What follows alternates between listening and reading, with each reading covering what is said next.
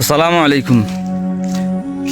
এই দম সিনেমাটা যারা যারা দেখবেন তাদেরকে বলতেছি, এই সিনেমাটা পুরো মুসলমানের বিরুদ্ধে।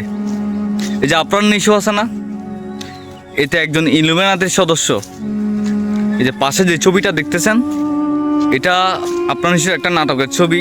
আপনার নিশুর ঘাড়ের মধ্যে দেখেন, মানে হাতের মধ্যে দেখেন একটা ট্যাটু আছে। ট্যাটুটার একটা এক চোখ বিশিষ্ট একটা ট্যাটু আছে।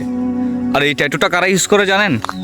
যারা লুসিফারের আপনার পূজা করে, শয়তানের পূজা যারা করে, তারা এই ট্যাটুটা প্রফেশনালি বেশিরভাগ ইউজ করে সোশ্যাল মিডিয়াতে। এক চোখ বিশিষ্ট যতগুলো এরকম দেখবেন, যে এক চোখ দেখিয়ে পিকচার, তারপর এক চোখ দেখিয়ে যেমন কি আপনার অনেক কিছু দেখবেন। এই পিকচার এগুলো কিন্তু যারা লুসিফারের পূজা করে, ইলুমিনাতির সদস্য যারা, তারা এই পিকচারগুলো বেশি ইউজ করে, এই ট্যাটুগুলো বেশি ইউজ করে।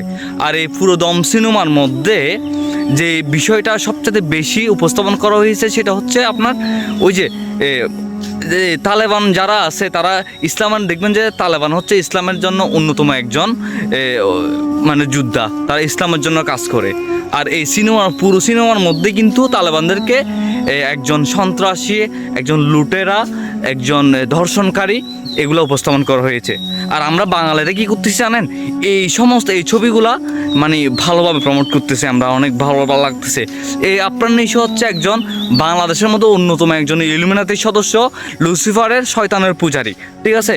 আর এই ভিডিওটা হয়তো অনেকজনের খারাপ লাগতে পারে, মানে আপনার নিশ্চয় অনেক বিগ ফ্যান আছে, যারা দেখলে অবশ্য তারা খারাপ লাগবে। ভাই, আমি আপনার নিশ্চয় আমি একজন বিগ ফ্যান ছিলাম, কিন্তু যখন এই ইলুমিনাতির সদস্যর যখন চিহ্নিত করা হইতেছে বাংলাদেশের মধ্যে আমি এটা নিয়ে একটু স্টাডি করি, দেখলাম যে বাংলাদেশের মধ্যে সর্বপ্রথম ইলুমিনাতির সদস্য হিসেবে আপনার নিশু কিন্তু সর্বপ্রথম যোগ দিয়েছে।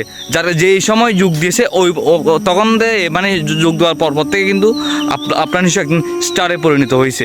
আর যারা এই ইলুমিনাতির সদস্য যারা আছে, তারা কিন্তু সর্বপ্রথমে যারা এই ট্যাটুটা ইউজ করে, তারা দেখবেন যে অল্প সময়ে ভাইরাল হয়ে যায়, বেশি ফলোয়ার্স থাকে তারা। আর শয়তানের পূজারী যারা আছে, তারা হচ্ছে এই ট্যাটুটা বেশিরভাগ ইউজ করে, যেটা ইউজ করছে আপনার নিশু। আর এই দম সিনেমার মধ্যে সবচেয়ে বেশি উপস্থাপন করা হয়েছে যে মুসলমানরা একজন গুন্ডা, বদমাশ, দর্শনকারী, এই বিষয়টা বেশি উপস্থাপন করা হয়েছে দম সিনেমার মধ্যে। এই সিনেমাটা যারা দেখবেন তারা অবশ্যই খেয়াল রাখবেন যে এই দম সিনেমাটা আপনারা সবাই এটাকে আপনারা না বলবেন, আর এই সিনেমাটা কেউ দেখবেন না, আশা করি।